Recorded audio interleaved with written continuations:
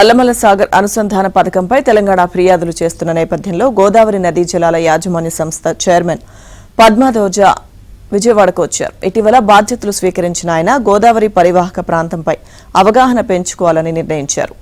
ఆదివారం ప్రకాశం బ్యారేజ్ని సందర్శించారు. పట్టిసీమ నుంచి పోలవరం కుడి ప్రధాన కాలువ ద్వారా గోదావరి జలాలు కృష్ణానదిలో కలిసే చోటును కూడా పరిశీలించారు. ఇవాళ ఈఎన్సీ నరసింహమూర్తితో గోదావరి బేసిన్ ప్రాజెక్టులపై సమీక్షిస్తారు. సాయంత్రం రాజమండ్రికి వెళ్తారు. ఈ నెల 15వ తేదీన పెదవాగును పరిశీలిస్తారు.